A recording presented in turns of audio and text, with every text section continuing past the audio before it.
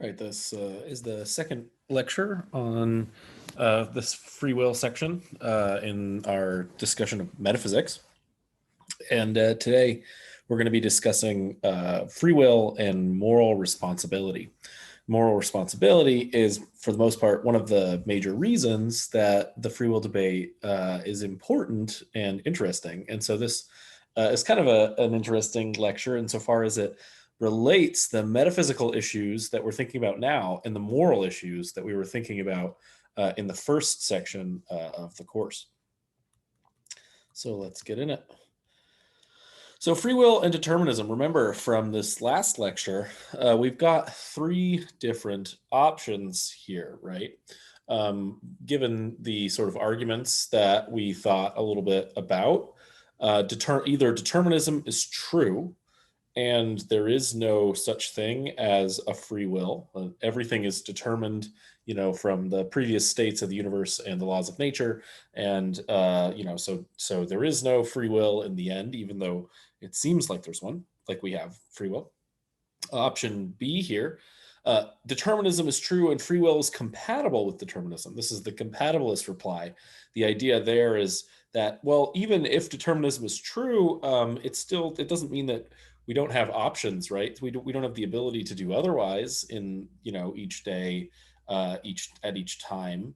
And so even though it seemed, even though in the end, given the laws of nature and the past state of the universe, even though we don't in the end have things would have gone the same. It doesn't mean that I don't currently have different options between me and I can't choose between those options. That's just what it is to have a free will. It's just to have the ability to do otherwise. Whereas determinism is this thing about the states of the universe, and those two things are compatible. Or there's option three, and option three is we, I think, ended on a little bit last time before talking about the paradox of free will. And option three says that determinism is false and that we actually do have free will. We've got libertarian free will. So interesting, move though from who cares really, right? Who cares if in the end we have free will or not? This set of arguments doesn't really affect my life, does it? Right? Whether or not determinism is true or compatibilism is true, or we have libertarian free will, does it really matter if we have free will anyway? Well, there's a problem if you think it doesn't, right? And the problem is moral responsibility. It seems like tied very closely to the nature of free will is the idea of whether or not we hold people morally responsible, right? So think about some act that someone does, right? So I don't know, take a horrible car accident caused by a drunk driver in which someone is struck and killed. Now, in this case, car accidents happen all the time. Sometimes people die. Sometimes in drunk driving car accidents, people, get hit and die. And the car accident, it would have happened even if the person hadn't been drinking, right? However, it seems like in those cases, we tend to hold the person that was drinking and driving morally more responsible for what they did, right? We think of them as doing something that they shouldn't have been doing. And insofar as we think of them as having done something that they shouldn't have been doing, we think of them as having the choice to determine whether or not they were going to drink and drive, or not drink and then drive, or drink and not drive, right? And get a taxi. And because they had these choices before them and they chose the wrong one of the three there, that's what makes their action morally more reprehensible, morally more problematic. And so if this thing, moral responsibility, exists, and we think of people as being morally responsible only when they have these choices before them. If they didn't have a choice, if there was nothing, if someone was they were drinking and then someone pulled a gun and was pointing it at their head and said drive, and then the accident happened, that'd be a totally different sort of situation, right? This person would be morally less responsible for having, for this accident because their life was being threatened. But in the case in which, it's a normal case of a drunk driving accident, it seems that the moral responsibility really does matter here. And so, but what really matters is the freedom. It seems like, right? Like we aren't going to hold someone morally responsible. We aren't going to blame someone or praise them for doing well if they had no other option or available, thing to choose from, right? Someone that does something morally great, right? If they had no way of stopping themselves from doing that thing, it just doesn't seem like, if they didn't care or they weren't thinking about it, they just did it on a whim. It doesn't seem like we're going to, morally praise them in the same way as we would someone that, worked really hard and thought about like, oh, well, I could do this, or I could take the easy way out, and then they end up doing the hard thing that ends up being morally great. So the problem here for free will really is this issue with moral responsibility. It seems like, we hold each other morally accountable. We think of each other as moral agents. We want to be able to say that people do good things and bad things, and we want to be able to say like why it is that some actions are good and some actions are bad, and why certain people should do, the right thing, why people should act in the right way. And it seems like moral responsibility is threatened if we don't have free will. That is, it seems like the very existence of moral responsibility becomes becomes a problem. All right, so here's the moral responsibility argument, right? It's an argument against the possibility of moral responsibility given determinism. So it starts: determinism is true. If determinism is true, then we have no free will. If we have no free will, then no one is responsible for their actions. So no one is responsible for their actions. Now, this seems like a very stark and almost terrifying argument, right? I mean, the idea that, Hitler actually wasn't a bad person because, he just had no control. He wasn't responsible for the Holocaust because he wasn't responsible for any of his actions. I mean, that sounds terrible, right? I mean, so many, all the other people, right? There clearly have been like horrendous serial killers, people that are psychopaths that understand that what they're doing is wrong, and yet go about the act like they continue to do it. And it's not that like there are some people that sure they have no impulse control, their brains are miswired, things are funny with them, and so in those cases it's different here. We're talking about people that are fully responsible for their actions, people that are just I don't know, these people that get caught in like Ponzi schemes or different kinds of scams. They know that what they're doing is wrong. They know that what they're doing is taking advantage of other people, and yet they do it. They choose to do it because they're like, ha, I'm going to get ahead. They're selfish, or they're being in some way morally reprehensible.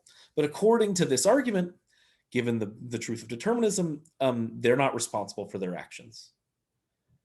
I mean, if you take this argument seriously and you think, oh, this is true, then like it's funny to me that you're in this class because your actions don't matter morally in the end. And so why aren't you out there just trying to scam people to get ahead? Why are you taking a class? Why are you listening to this lecture right now instead of just cheating your way through the class? Right? All right, so taking the moral responsibility argument seriously, the argument is valid, which means that if the premises are true, then the conclusion follows and is true as well. So if you don't like this argument, if you think, look, it's clearly the case that people are morally responsible for their actions, then we've got to deny one of these premises. And so there's 3 premises that we can possibly deny. So we're going to go through each one. The first one you could deny is that determinism is true. This is basically to accept the libertarian free will position. If you say, nope, determinism's false, there really isn't, it's not the case that the entire universe is determined in such a way that like the past states of the universe and the laws of nature fix how everything's going to go. There are also agents that exist in the world, like human beings or God or something like that. And we have the ability to change how things are. We have the ability to actually have effects in the world that are not determined from the time of the Big Bang. We have free will to do things. There are actions that generally the sort of move from here then is to explain moral responsibility along these lines, right? The idea is there we have the free will to do things, and then our actions are based on our character traits. And our characters, as a human being, my human character is built up out of character traits, and those character traits, help to guide our desires. Now, remember though, your desires and ultimately your character traits as well are outside of your control. Remember back to the first argument at the end of last or at the beginning of last time. Um, the desires that you have are ultimately, especially your base desires, right? Your core desires for like food and shelter and love and all those things, water. Those things are beyond your control. They're just desires that you have that you're evolutionarily kind of built into you. So those are beyond your control in a sense, but I mean, and so is your character, right? Your character is sort of the set of dispositions that you have to act in certain ways, and that set of dispositions is also beyond your control, right? What develops that is sort of how you're born and how you're raised and the people that you meet and whether or not they actually like train you into being a good person. And that's in the end, returns us to Aristotle's virtue ethics, which we talked a little bit about during the ethics section of the class. And I think it's sort of worth touching on here. So if you buy into the libertarian free will picture and you think, well, we do have moral responsibility and determinism's out, and that's in the end how this whole problem is going to get solved. Well, you're going to end up maybe saying something like this, because even though we have moral responsibility and determinism is false, it still seems like all of our actions are determined by our desires and we don't have control over our desires. So if maybe determinism is false, but we're still stuck with this like, kind of desire-based problem with free will. We don't really have control over our desires or our characters. So it doesn't seem like we have like full ultimate free will, right? Like free will out of nothing. We just have this kind of like restricted kind of free will where our wills are determined or are part of our character. Our character guides our will and guides our desires, that helps us kind of decide what we're going to do. So Aristotle's idea is that ultimately, yes, you don't have full control over everything, but what you do have some control. You have control over your character in a sort of roundabout way. He thinks that what it is to be a good person is to work on your character, right? You've got to work on your character. You got to try to become, like a good person. You got to become courageous. You got to be courteous. You got to be generous. You got to be like, you got to not eat too much. You got to work out sometimes. Like he wants you to be a good, fully rounded person that lives a flourishing life. And in order to be one of those people, he thinks that you should try to emulate virtuous people that you see on the streets. You see someone that you're like, man, that guy's got it together. That girl's got it together. She really knows how to live life. She knows what matters. She knows, how to really, live a good life. And Aristotle thinks, yeah, try to emulate those people. And insofar as you can emulate those people, and come to recognize, how their characters work, and then work on your own character in that way, you'll become a virtuous person.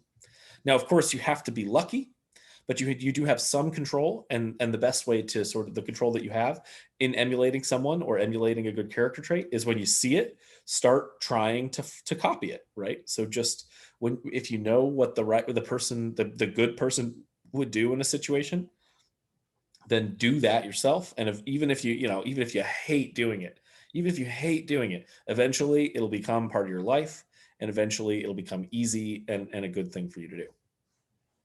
All right, so that ends the basic idea of like, the idea of accepting the libertarian free will view, which rejects premise one. Now let's move on. So what about rejecting premise two? Rejecting premise two says that if determinism is true, then we have no free will. Well, suppose rejecting premise two, determinism is true, but we do have free will. That is, remember, this is a conditional statement, and to reject a conditional statement, you try to come up with a case in which the first part's true and the second part's false. So that would be, in this case, determinism being true, but you do have free will. Well, that's basically what compatibilism says. Compatibilism, remember, is the view that denies that determinism and free will are incompatible. It says, look, we can have free will because what free will is ultimately is just the ability to do otherwise. And even though determinism is true, right? The whole universe has been determined up to now. It's going to continue being determined. But that doesn't mean that I don't currently have the ability to do what I want to do, right? Like, all of nature up till now has determined everything. And up till now, it's continuing determining everything. And what I'm about to do is determined by the laws of nature and physics, and the physical state of the universe before now. But that doesn't mean that I currently don't have options, right? I mean, if I raise my left arm, because I wanted to, that was determined from the beginning of time that was going to happen. But that doesn't mean that it wasn't the result of me choosing to raise my left arm. And that's all that it matters, right? All that matters is that I have the ability to do otherwise. I could have left my left arm down. And that's what it means to be free, even though the whole universe and everything, all of time, is determined. So having the ability to do otherwise is all that we really need then to have moral responsibility. Even though, right, it was fully determined that, Joe Schmo was going to get in a drunk driving accident and accidentally kill, Jane Doe from the beginning of time, Joe Schmo still had the choice earlier that night to not drink or to get a taxi and drive and not drive home.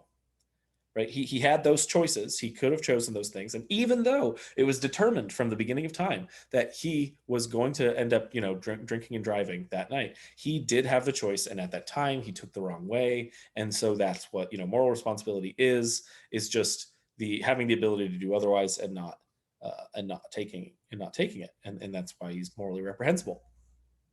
All right. Compatibilism, though, runs into some serious problems. Remember last time, right? Last time we talked a little bit about the consequence argument, and then there's this other problem, the ability frustrator examples, or they're called the Frankfurt style examples. And I'm going to talk about them here quickly. So remember, the consequence argument goes like this. It basically tries to show you that ultimately compatibilism is just out. It's like this like tricky view that it seems like, oh, maybe that sounds right. It's an interesting way of talking, but it's kind of, the consequence argument tries to show you, nope, that's a problem. It's a real problem, and it's not the case. The consequence argument says this: look, if determinism is true, then what you do is always a consequence of the laws of nature and the distant past, states of the distant past. You have no control over the laws of nature or the distant past. So if determinism is true, then what you do is always a consequence of things over which you have no control, right? That is, if determinism is true, because, that sets up the laws of nature of the distant past, and you have no control over those things, then you have, everything that you do is a consequence over things that you have no control. So if what you do is a consequence of things over which you have no control, then you're never able to do otherwise. Really, in the end, you aren't actually able to do otherwise. So if determinism is true, then really you're not ever able to do otherwise. You don't have free will then. Right. I mean, so obviously, yeah, that's the idea. Is that in the end, whatever compatibilism says, you just end up not having the ability to do otherwise. And so you don't have free will. This argument is rough, I think, on the compatibilist. It is a very, very airtight seeming argument. I have no idea where you could possibly try to deny it, right? You definitely don't have control over the laws of nature of the distant past. I think maybe if you could build a time machine, but that's like a pretty outlandish scenario. That really doesn't seem like it's going to change a whole lot, right? So this argument's pretty strong. Given the consequence argument and the moral responsibility argument, it seems like we really need to be able to do otherwise in order to be morally responsible for our actions, right? We need to be able to choose between different possibilities. We need to be able to originate our own decisions to take one action over another action in order for our actions to actually be morally praiseworthy or blameworthy. Otherwise, it just seems like these actions are they're just sort of not even random. They're just like they couldn't have been otherwise, and so it just doesn't mean anything to say that someone did something bad or good, because they couldn't have done any better. It's just how things are. It's just like, imagine, all of morality is just fate, right? The fact that you did something bad is just how it was always going to be. The fact that you did something good was just how it was always going to be. Why does it matter then if we say, "Oh, good job," right? Like, we should be telling people good job for the bad things that they do also, or not, right? You should be telling people bad job for the good things they do. It just doesn't matter, it seems, unless we have the ability to do otherwise. So it seems like we need to have multiple paths open to us, sort of things to choose from, and we need to choose. We need to be the origin of the choice of which path to take in order to really be responsible for taking that path. And this brings us actually to a further problem, and this further problem is kind of a wild, result, and that's the problem that actually, in the end, the ability to do otherwise isn't even enough for moral responsibility, right? The ability to do otherwise, like, it's not the case that you need to have the ability to do otherwise. Suppose you don't have the ability to do otherwise. It seems like there are cases in which people don't have the ability to do otherwise, and yet they still seem morally responsible. And here's the case, right? So this throws a big wrench into the compatibilist reply, and it actually makes problems for free will, like general free will stuff too, but not as big. And here's what it is. These are ability frustrators, or Frankfurt style counterexamples. Imagine this scenario. So we've got Mary and Jones. And Jones Jones has a gun, and Jones is really angry with Smith. Right. And Mary knows that Jones is really angry with Smith, and Mary wants Smith dead. Now, what happens? Well, Mary is an evil scientist, and while Jones is sleeping, she implants an electrode in Jones's brain because she knows that Jones has got this gun and that he's going to go after Smith. And but she also kind of knows that Jones, is a sort of forgiving guy. He's the good guy in the movie here, and this is just a revenge movie, right? And in this case, it's possible that when Jones gets to the point at which he's pointing the gun at Smith, he might break down and end up not deciding to pull the trigger. So what's Mary doing? Well, she implants this electrode into Jones's brain, and this electrode is set up in just such a way that if Jones ends up not pulling the trigger, if he decides to not pull the trigger, the electrode's going to go off, and it's going to cause him to pull the trigger, shooting Smith, and thereby killing him. So in this case, the basic idea is that given Mary's implant into Jones's brain, Jones in the end doesn't have the ability to do otherwise when it comes to killing Smith. So in this case, Jones is going to kill Smith no matter what. He does not have the ability to do otherwise. But suppose this happens. Suppose it happens that, everything happens all the way up to that point, and Jones does, of his own volition, shoot Smith. He doesn't in the end, the electrode doesn't go off. So he gets all the way up there and he does shoot Smith. Question: is Jones morally responsible for killing Smith? It seems obvious, right? He's got to be, even though he didn't have the ability to do otherwise. He was going to, if he hadn't, he would have, right? If he had decided not to kill Smith, he still would have killed Smith. So he didn't have the ability to do otherwise. But it seems like at that point, if he had decided against killing Smith and then had still done it, he would have been less morally responsible. But in this case, we think he is morally responsible, even though he doesn't have the ability to do otherwise.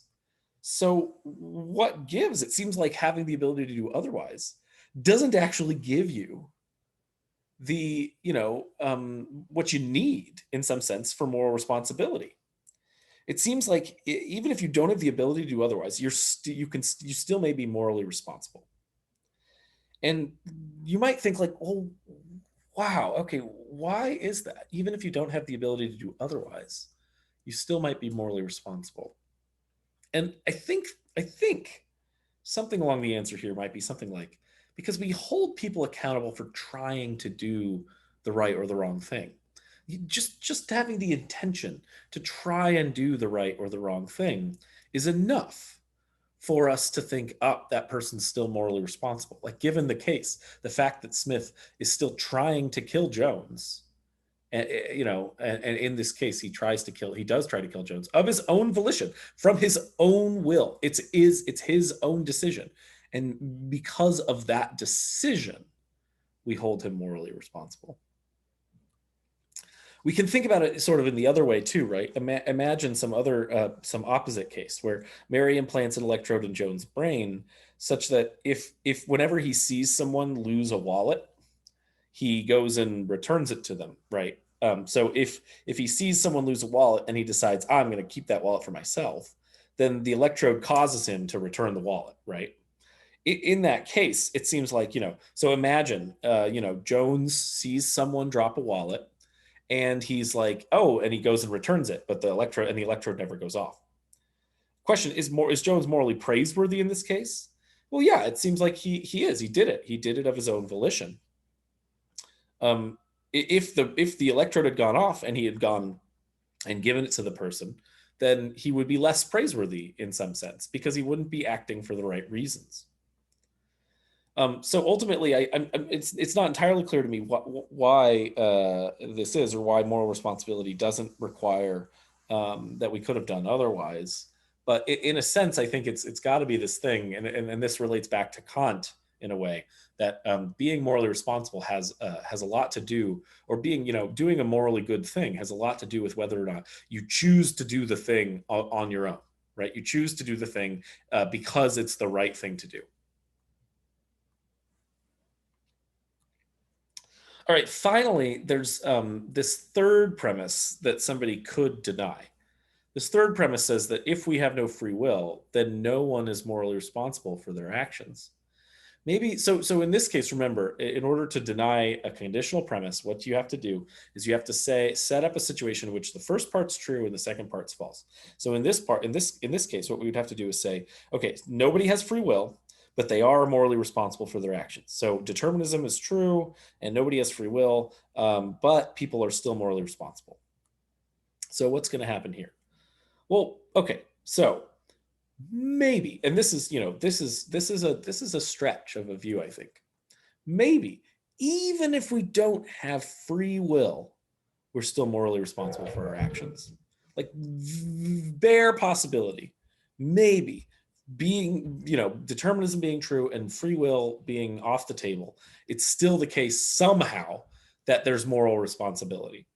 So it's hard, I think, to see how this could be, but maybe moral responsibility doesn't require what we may think of as real freedom, like the super intense kind of libertarian free will idea that, like, there's somehow these agents in the world that are the originators of their own actions, and that somehow foils how science works, right? Because we have no idea on the basis of science how it could be possible that there's that there's things other than the Big Bang, setting stuff off, and then the laws of nature affecting everything to have everything happen as it is today. We don't know how it's possible for agents to really cause things or events to just sort of spring out of nowhere in a causal way and cause things in the world without that, being caused by some previous thing in the past.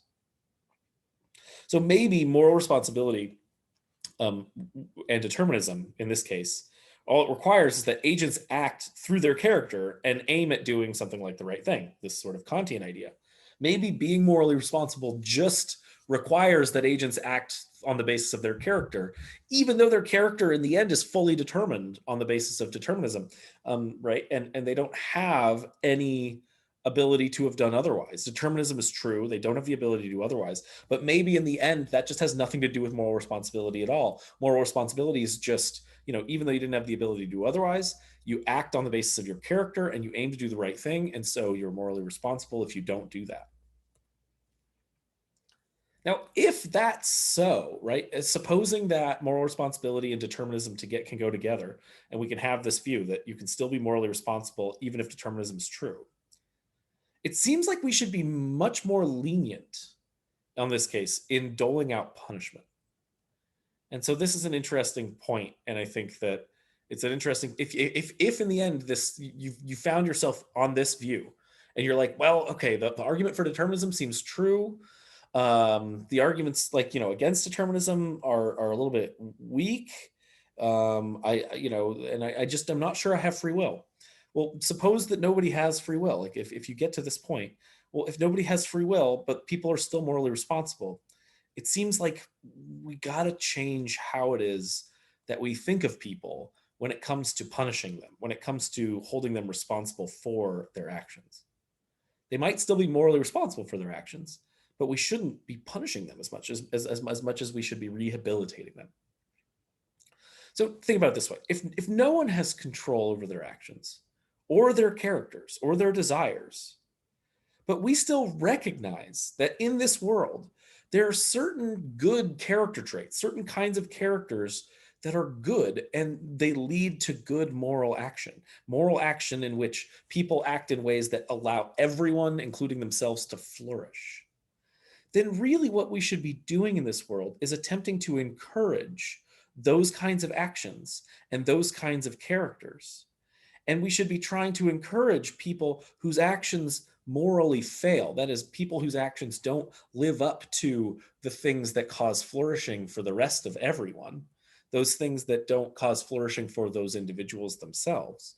We should be encouraging those people to change their characters. Even though they, in the end, don't really have the ability to choose one way or the other, but we should be trying to help cause them to change their characters so that they can act in these ways that end up in line with the morally good stuff that cause flourishing in the world. It seems then, I think, to encourage people to develop their character, we should stop punishing people for wrongdoing. Because they had no choice. We come to realize that they have no freedom to act otherwise. They just ended up doing that thing on the basis of the character that they have, and that character is based on their character traits, their desires, and all of that stuff is not under their control. All of that stuff is determined given the earlier states of the universe and the laws of nature. So what we should do then instead of punishing people is we should start trying to help them to change. We should start trying to rehabilitate them, and we should start trying to get them into a place in which their actions conduce to the right actions and they have the right kinds of character, so that we don't then have to continue to try and help them change, right? Once we've helped them change to have the right character, they will take the right actions for themselves, in a sense, and they will just continue on as, functioning good members of society. Now, there is one problem with this final view, and in the end, if this final view really is problematic, then yeah, I don't know what to say. We've got to go back to one of the other two views, either compatibilism and figure out a way around those arguments, or free will, and then deal with the mystery of free will. And what's that? Well, the problem is that this view seems to condone what's called paternalism. And paternalism is the idea that we should restrict individuals' freedoms in their best interests. And so this question in the end is whether or not the nanny state is really that bad. And the nanny state is this. The nanny state is when a government or a group of people restrict individuals' freedoms and say, look, don't smoke, don't drink, don't talk that way, don't think that way, right? Don't wear those clothes. In order to cause people to act in certain ways that's in their own best interest, right? I mean, okay, so here's a really simple example. In Isla Vista, there used to not be fences along the bluffs in certain areas. And then students would get drunk and wander too close to the edge of the bluffs and fall and sometimes severely injure themselves or die. So people have now put up fences, and you can get in trouble for jumping over those fences if the right authority sees you. This is a function of the nanny state. They are trying to put these fences up in order to secure everyone's best interest, right? That, you're not supposed to be drinking and walking over there anyway, but if you do, this fence will hopefully keep you back and you'll get in trouble for jumping the fence. Well, in this case, is that really so bad? I mean, it's not that big of a restriction on everyone's freedoms, and so it just doesn't seem like it's that bad. But I mean, in the end, what this tells us is that because nobody has any real control over what they have, what they're going to do anyway. Well, we should just, we can insert ourselves in ways to actually force them to act in the right kinds of ways, so that it helps everyone flourish. And that seems, in this case, like, it seems like a violation of your free will, right? It seems like a violation of your rights. But in this case, like, I don't know, it's sort of, that feeling that you like, oh no, like we don't want all these rules and regulations. Well, the part of the problem is that, right, if you don't in the end actually have free will to begin with, what do rules and regulations matter? What do like they're not restricting anything. You're going to follow them or not follow them to begin with. So it's very unclear what to think about the nanny state, given the idea that determinism is true, but we still have something like moral responsibility. Finally, I'll recap the options, and this is sort of the end of this lecture, and the end of our discussion of free will. But yeah, it's worth sort of recapping and thinking about a little bit further about which option you think is correct, right? So suppose we've got the free will debate from last time, and then now this time we add in the moral responsibility argument.